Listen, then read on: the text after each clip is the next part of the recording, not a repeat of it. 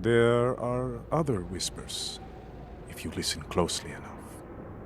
The issue of clone rights is part of a much bigger picture. These insurgencies that have arisen, their numbers are growing. And the Emperor is afraid. If systems begin to revolt as they did with the Republic, that will threaten his new empire. It's rather convenient, wouldn't you say? How a catastrophic storm destroyed the cloning facilities on Camino, making way for the Empire's new military.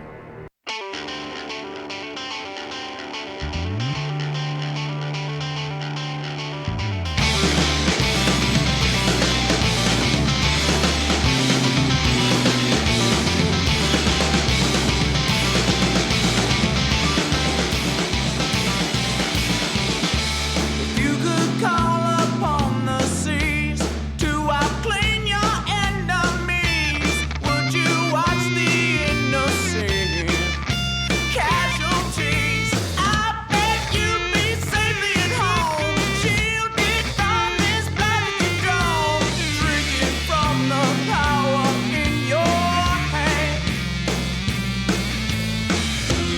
Soaring through time and space, cuts the air without a trace. Don't look back to see their face. The killer goes bloody, death from the sky. Whistle of howling wind sings sirens into the night.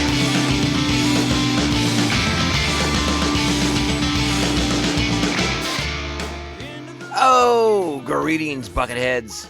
Mavar Tigar. Welcome to the 191st Clone Conspiring episode of Mandovision. Nargai Tom, and thank you so much for checking out our small independent Star Wars podcast. Welcome back. Welcome aboard. We're so glad you're here. Make sure to reach out to us on social media. We are at Mando_Vision on Twitter and Instagram. You can email the show, mandovisiontom@gmail.com. Be sure to like, subscribe, follow, and share this show with all the Mandalorians in your covert. How's everyone doing? Happy Bad Batch Wednesday. We are here with 2 new episodes of Star Wars The Bad Batch to dive into. And, you know, the usual format of this show is we break them down one at a time. Well, we're going to try and tackle 2. That's a little out of my wheelhouse, but we're going to give it a go because it's 2 episodes linked together very strongly. Makes sense they aired today. Let's just get into it. Let's kind of talk about these ones. It's a fun one in a sense that like, we sort of, again, The Bad Batch has been a show that's done a lot of gear shifting in the sense that like we go from the Outer Rim, you know, in most of the episodes. Now we go to the hub of the Empire to sort of see the political ramifications of what's been going on in the Rim, the actions of Vice Admiral Rampart in particular, and sort of the political machinations, the political fallout of how season 1 ended with the destruction of Topeka City, the destruction of Camino, and the cloning facilities. These episodes really kind of helped. I don't know if like fill in the blanks is the word I want to use necessarily, but it sort of expanded on sort of what I thought was happening with the Empire, with the plan to replace the clones with conscripted forces. I did not realize that, and apparently I should have, that in Star Wars, everything requires an act of the Senate. It seemed like the Rampart's plan was in place to phase out the clones, to bring in conscripted troopers. It just was kind of going slowly, but apparently it's because he needs an act of the Senate. So when questions begin to arise about what happened on Camino, Rampart has to, he has a cover story. He has a cover story, and the clones who participated in that cover story, it doesn't sit well with many of them, and that's what kind of kicks off our adventures this week. Again, the first episode of the 2 is you know, the political machinations of the Senate are back in the forefront here, but you get like that sort of espionage spy thriller kind of vibe from this first episode in particular. The meetings in the dark alleys, the conspiracy, you know, the whole trying to expose a conspiracy element. You know, it's got a lot of those elements that we know from, like, you know, 3 Days of the Condor, or, you know, even All the President's Men. A lot of that like, spy thriller, political thriller stuff is in play in this first episode in particular. In the second episode, it shifts and gets a little bit more into like the Star Warsy stuff, but it still stays like stealthy in a sense. It's not like the overt big action pieces like we've had in the past couple episodes of Star Wars: The Bad Batch. It's more of a let's try to stay low key because hey, we're the Bad Batch and we're in the middle of Coruscant. Let's maybe keep our profile a little bit lower than we normally have. So let's kind of talk about those episodes. Let's get into particulars right now. Let's give credit where credit is due. Season 2, Episode 7 of Star Wars: The Bad Batch, The Clone Conspiracy. Original air date today, February 8th, 2023. Written by Ezra Notchman, directed by Nathaniel Villanueva. Our cast is D. Bradley Baker, Phil Lamar, Jennifer Hale returning as Senator Tucci, Stephen Stanton returns as Masameda, Nasir Dalal as Vice Admiral Rampart, Sharon Duncan Brewster steps in as Senator Pamelo. And our plot, a conspiracy begins to unravel. All right, so that's for part 1. Here's where credit is due for episode 2. Star Wars: The Bad Batch, season 2, episode 8, Truth and Consequences. Original air date today, February 8th, 2023. Written by Damani Johnson, directed by Stuart Lee. Our voice cast this week, again for this episode, D. Bradley Baker, Michelle Ang, Phil Lamar, Jennifer Hale, Stephen Stanton, Nasir Dalal, Jamila McMillan, and Ian McDiarmid as Emperor Palpatine.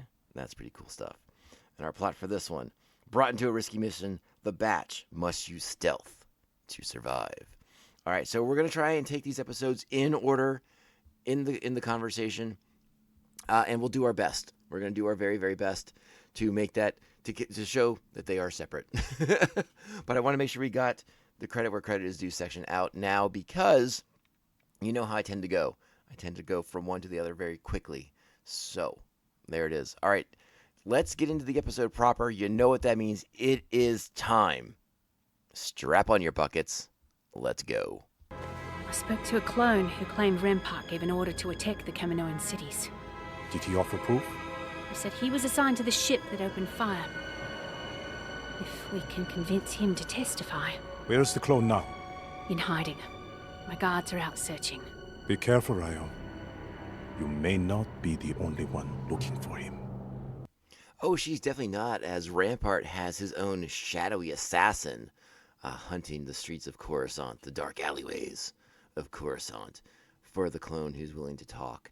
And that's kind of how this episode opens, right? We end up in a clone bar on Coruscant, deep in the lower levels, where two clones who participated in the orbital bombardment of Topeka City, of Kamino.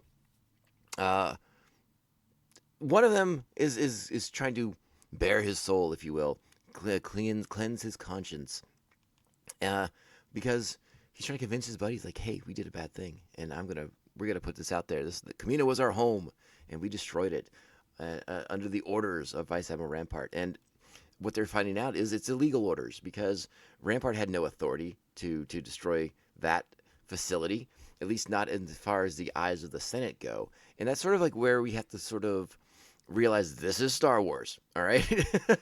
The Empire, the military aspect of the Empire seems to want to function on its own and do its own thing, but there's still the Senate there.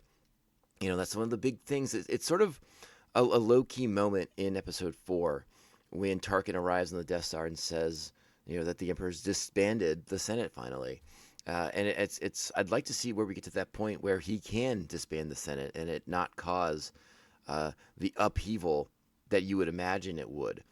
So, you know, these intervening times, this dark time when the Empire is asserting its beginning its tyranny, asserting its authority over the people, it still has like this guise of being a political body, of being a representative body for the galaxy, for the people of the galaxy. And Rampart's sort of running into that, because now he has to kind of cover his tracks. He has to eliminate people who are talking. They reference how clones who are having attacks of conscience are being reassigned, disappearing, or just being outright killed. And so we see sort of like the machinations, like the military and the Senate, two different bodies of the Empire, and I think a lot of us sort of see the Senate as like a sort of a charade. We all know that Palpatine's pulling the strings. Palpatine will get what Palpatine wants.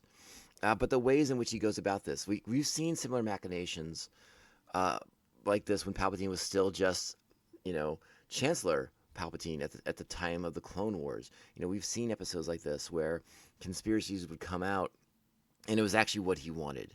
It was what he wanted to have happen, even though it looked like it'd be something that could expose him or expose the separatists as being propped up by these other factions. It's not a new thing, but it's new in the context of like, oh, this is still going on even after Palpatine has seemingly solidified his grasp around the galaxy. Like, he's still playing these games with the Senate. He's still playing these games with the senators in particular. It's a very interesting way to look at things. And again, I was sort of surprised that Rampart hadn't been able to roll out his new conscripted forces. We see the new helmet every now and then, but apparently it's just been a very slow rollout because you need that senatorial authority to do so.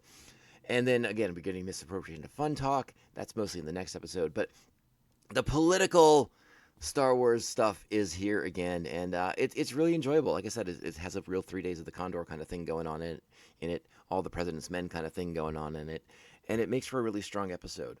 We also have, again, I mentioned him a moment ago, the shadowy assassin takes out the first clone who wants to talk, Cade, eliminates him, and that puts Slip, the one he was talking to, in the position of now he has to sort of bear this burden on his shoulders, as his friend was killed for wanting to have the truth be out there, and now it's on Slip to be the one to deliver the truth, and he has to try and establish himself with Senator Tucci, right? Senator Tucci is the one who has been in the Senate in this early part of the episode and is advocating for clone rights, something that we are very big believers of here on the Mandovision podcast. Rights for clones, representation for the clones in the Senate. And we all know it's not going to happen. It's never going to come to be. The clones will continue to be screwed over and treated as the tools that many view them to be. But it's nice to see Senator Tucci returning to the show.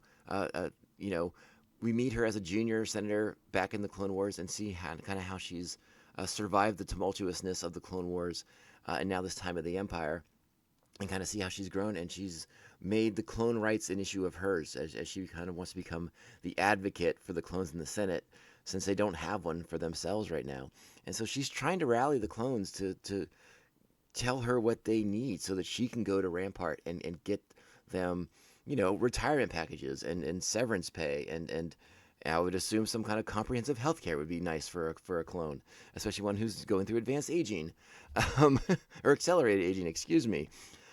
So it's a fun way to reconnect with that senator as well. And again, Senator Tucci's not one we've seen a lot of in live action thus far, so we owe another character who we sort of wonder what their fate is. Will Senator Tucci end up dying for this cause at some point? It's interesting to think about it, because now that she's back in the mix, I'd like to think that this is not the last time we will be catching up with Senator Tucci, the Pantoran senator, in case I didn't mention before. She's Pantoran. So that's what sort of draws Tucci into this, right? And she goes to this clone bar to talk to clones and see what they need. They're getting phased out. They may not want to get phased out, but they're getting phased out. And so she begins to kind of gather some favor, gather some support from these clones, so that they have a voice and they have a say in their retirements and in their lives moving forward.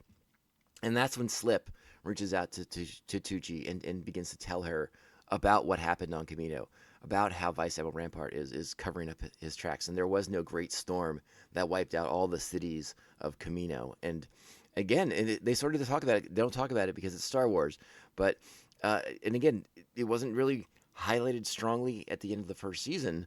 But when Rampart begins that attack, we see it on Topeka City, but apparently it is planet wide, and it's not just on the cities; it's on the people of Kamino.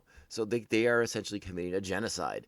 Now the Kaminoans are scattered, the few that remain, scattered across the galaxy, as we come to find out in the second episode. So some really horrific acts being committed by Vice Admiral Rampart here. And why he's trying to cover his tracks and has to lie about these things now. Because, again, the military authorized these things, Tarkin authorized these things, but they're doing it independently of the Senate, right? So now you have to go back to the Senate because the Senate controls the money. And that's an important element we've got to remember here. Is like the Senate controls the funds to the military. And so Rampart now has to back up his lies, right? He has to be able to corroborate everything, and give reasons why it's important for the clones to be replaced with a new military at this time. So all these things are coming together, and again, we're starting to get the conspiracy. There's no Bad Batch in this episode. No Hunter, no Omega, no Echo, no Tech, no Wrecker. Completely out of this episode. So we get the Senator trying to track down Slip to get him to testify in the Senate. Vice Admiral Rampart and his assassin trying to make sure that doesn't happen. And then, a nice action piece as Rampart's assassin, a proficient sniper, with a very Mass Effect N7 look about him. It makes his way across Coruscant with his sniper rifle in hand. And yeah, I don't know. I couldn't shake the feeling that that look that the sniper had. And again, I wasn't sure if this was a private military person of Rampart's at first, or if this was a bounty hunter Rampart had hired. But their look, again, very much reminded me of Mass Effect. And I don't know if it was a subtle nod to that franchise and that series, but if it was very well executed. But what eventually happens is Captain Rex will step up and save Senator Tucci, because Slip had reached out to Rex because he needed help. He needed a safe haven. So he reached out to Rex. So Rex is on Coruscant. We find out that Rex is holed up in the garage of the sisters that we met in Season 7 of Star Wars The Clone Wars. They're off-world right now doing their thing. So Rex is in their garage. He swoops in, saves Senator Tucci after her bodyguards have been assassinated. And what we find out after he stunned the assassin and taken him back to the garage, when they open the helmet and we find the face of another clone. And this is a very interesting element of things too, because this clone has no markings, has no bearings, nothing identifiable to him. And this is an element of the episode that I really thought was going to be expanded upon in the second part, and it wasn't. It was sort of completely left.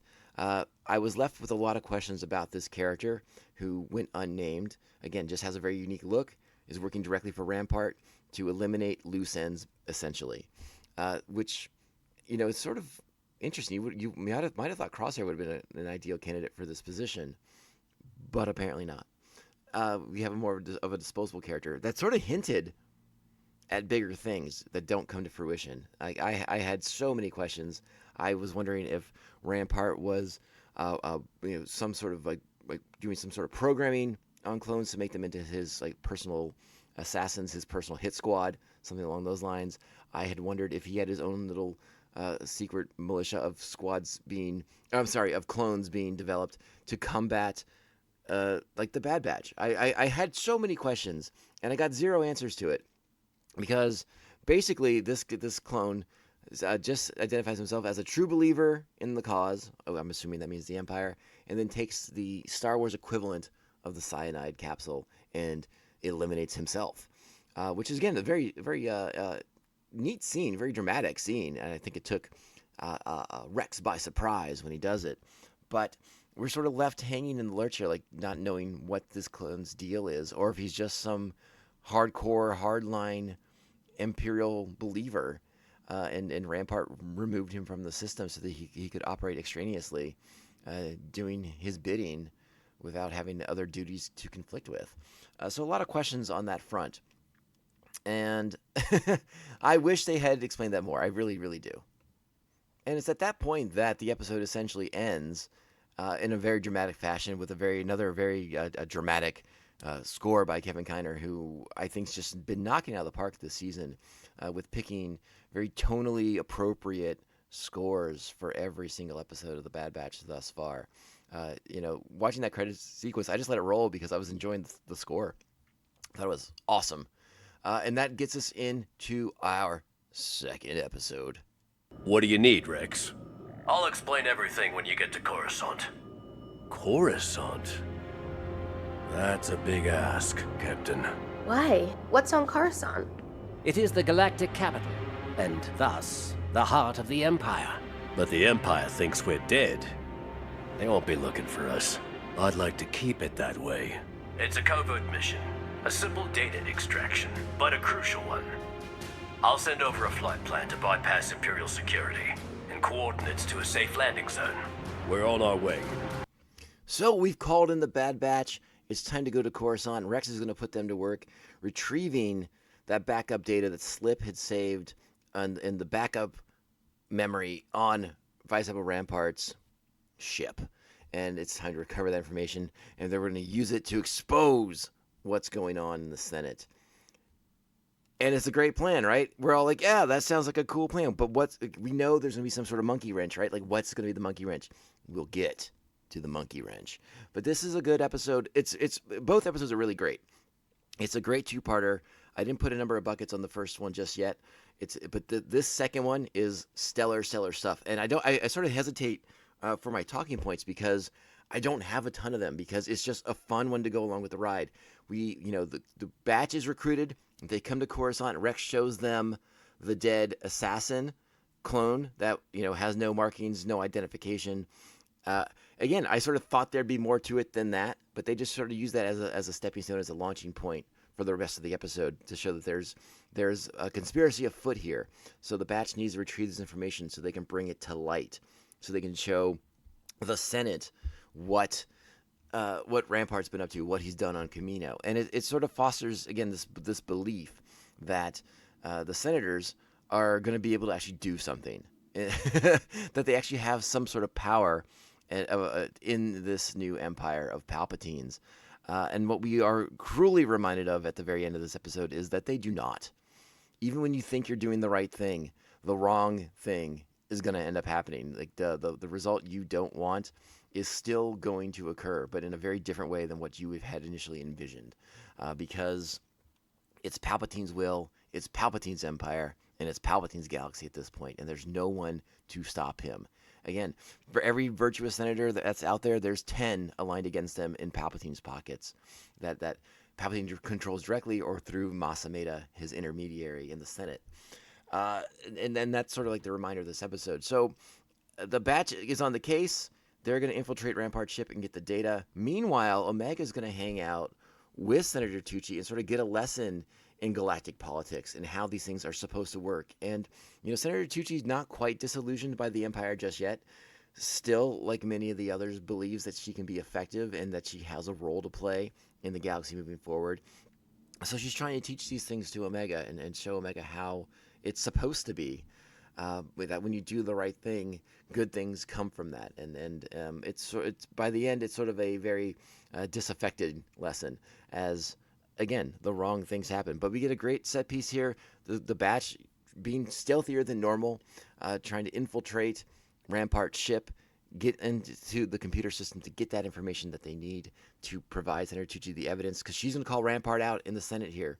Rampart's moving forward. He's trying to get that funding for his conscripted military act. Now, Tucci also has the former Kaminoan senator who will accuse Rampart of misappropriating funds that were directed for the clones and putting that and using that for his own nefarious purposes. There's a lot of, again, the political machinations in this episode are strong. They're big. They're really enjoyable things. All elements that are very intrinsic to the prequel era Star Wars storylines. Like seeing how the galactic politics of that time period worked, and now we're seeing them in the time of the Empire, which is very, very different than what we saw in the Clone Wars. Where it was sort of like more subtle outmaneuvering, outflanking by Palpatine and his minions to kind of get what he wanted. This time around, when the accusations aren't enough and Tucci needs the evidence, and the batch delivers, and Omega delivers it to Bail Organa, who delivers it to Senator Tucci on the Senate floor to show the orbital bombardment of Topeka City. And it draws the outrage, the ire of the Senate. There's no outmaneuvering here, right? Except like the ultimate trump card is played by Palpatine himself as he rises from the floor of the Senate. In the previous episode, they mentioned how Palpatine had been absent from many senatorial issues of late. That Masameda was his eyes and ears in the Senate, and Palpatine doesn't even grace the building with his presence any longer. Not today, my friends. Not today. As that recording is being played, Palpatine rises from the floor.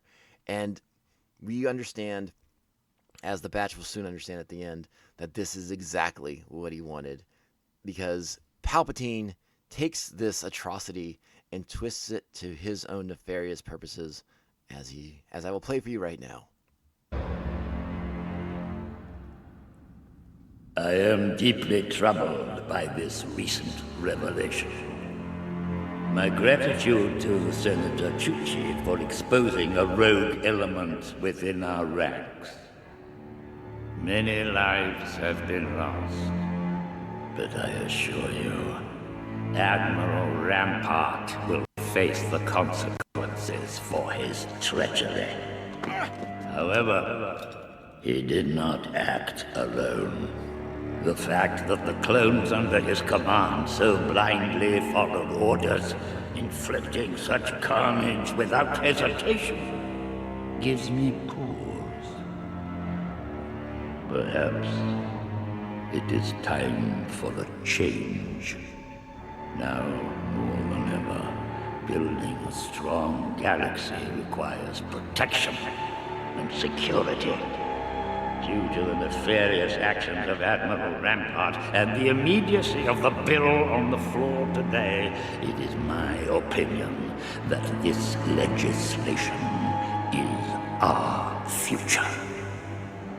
With this momentous act, we shall usher in a new era, heralded by the Imperial Stormtrooper.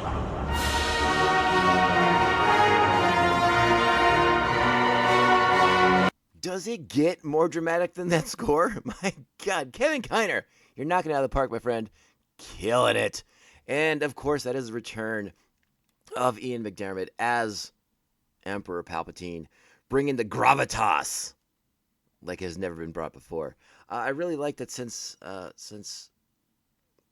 passing of the previous voice of Palpatine, that Ian McDiarmid has humbly returned to the plate and has been delivering the goods here, and he brings the thunder with that piece of dialogue right there. Love it, love it, love it. So yes, all this happens, and Palpatine still gets what he wants, which is the creation of the Imperial Stormtrooper, the moment we all knew was coming. It was just a matter of time, and now we witnessed it on the floor of the Senate. And it's the exact opposite of what Tucci and Bail Organa and Senator Pomlo and everybody else who is on the side of good, on the side of freedom and liberty and justice in the galaxy wanted. But it's exactly what Palpatine wanted to have happen. Maybe not the way he initially intended it to happen, but it's the way it came to be. And he used their good deeds against them. He threw it right in their faces. He's like, "Oh yeah, you're gonna reveal this? Well, guess what? I'm gonna show this other element. Like these clones, they just listen to anybody. They'll kill anybody you tell them to. You can't trust the clone. So now the fate of the clones is even more up in the air because will they all be ushered out at once? What we thought initially was going to be like a gradual phasing out of the clones. It seems like it may be much more dramatic, much more abrupt than that right now, and there may be a lot of displaced clones in the very near future of this series. Though I don't know for sure how that's going to work. I'm very curious how that's going to play out, because you would think if you just kick all these clones out on their keisters right now, you'd have a lot of very angry, militant people in the galaxy. And if you're talking about the insurgencies in the mid and outer rims, these troopers might go and join those insurgencies right away. Now, who's to say? Who's to say? We're gonna see. Like they're doing a really nice job of kind of playing these things out. And any assertions that I have about the fate of any group of people in Star Wars at this point of the show, they've done a nice job of surprising me with going in slightly different directions. You know, like we know I know the endpoint. The audience, we all know the endpoints, but we're getting there in different fashions than I would have expected, and I like that. I like that they're keeping us on our toes as viewers, as an audience. But what a great way to kind of bring the thunder down on this episode is to have to have Palpatine show up and just be like, yeah, in your faces, in your faces. I get what I want.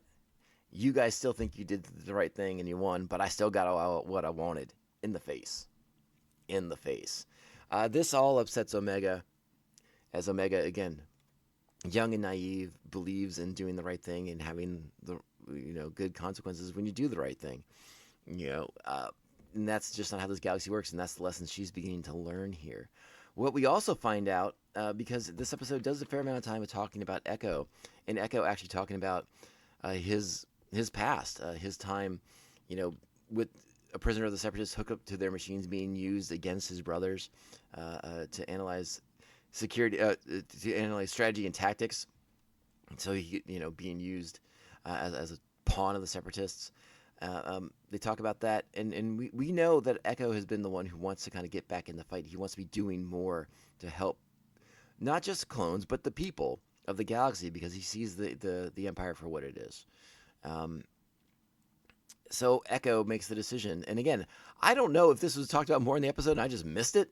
Like, I feel like I blacked out or something like that, because all of a sudden everyone in the batch is saying bye to him, and Omega's like, "What's going on?" And that's what I was like. "What's going on?"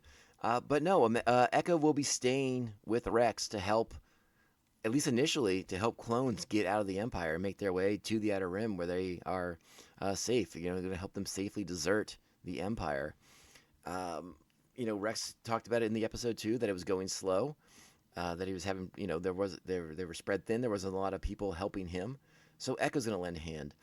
Echo says he'll be back at a certain point. And I would imagine that'd be right around some vital episodes for season 2. Echo will return to help the batch out, but it's again, like we just talked about, this is a vital thing now. The safety of the clones' futures are now highly debatable. We started this two-parter with Senator Tucci trying to advocate for clone rights. Now clones are going to be basically persona non grata in the galaxy. I would imagine that Palpatine's going to have the people turning on them very, very quickly here as like these unwanted, just military. What's the word I want to use here? Just sort of I don't know, just militant guys, like not trustworthy, not able to function in society. Like that's I think that is the picture that Palpatine will be painting of the clones in society moving forward. They're going to be ostracized. They're not going to be welcomed into communities around the galaxy as heroes. Thank you for your service and all that stuff. No. They've now been painted as blind automatons who just follow orders and commit genocides. So that's a bad look. But Palpatine gets what he wants, and a harsh lesson is learned. This is a really solid 2-part arc. I hope you guys enjoyed as much as I did. I give the first episode 8.5 buckets, and I give the second one 9.5 buckets. It's a great episode. These are 2 really, really solid episodes of The Bad Batch. I wish they had followed up more with what was going on with that assassin with no ID. Maybe that is something we pick up later. I'm curious about the fates of Rampart. Will Palpatine sort of use him as like a poster boy for bad things, or will he secretly exonerate him and put him back in the field? Let's find out what happens here. I'm very curious the future of Vice Admiral Rampart. What's going to happen with him moving forward? But the state of the clones, I think, is about to change in the galaxy, and I think we're gonna see that moving forward here. The clones are now going to be not welcomed in a lot of places around the galaxy. So it's going to be interesting to see the fallout from this week's episode as we shift now officially from the Grand Army of the Republic clone troopers to the Imperial Stormtrooper. It's official. It has begun, and I think we'll begin seeing the ramifications of that starting next week. And I cannot wait. I'm very, very excited. These are 2 great episodes that really show us a big turning point in the dark times, in the rise of the Empire here. So great stuff. All right, thank you guys for being with me. I appreciate you all so much. My name is Tom, Nargai Tom. Thank you so much for checking out this small independent Star Wars podcast. Make sure you're following us on the social media. We are at Mando_Vision on Twitter and Instagram. Email the show, mandovisiontom@gmail.com. Make sure you're liking, subscribing, following, and sharing the show with all the Mandalorians in your covert. If you'd like to support the show in a great way, 5-star reviews or any reviews of any kind on whatever platform you listen to are so insanely helpful. They really, really help us stand out, not get lost in the shuffle.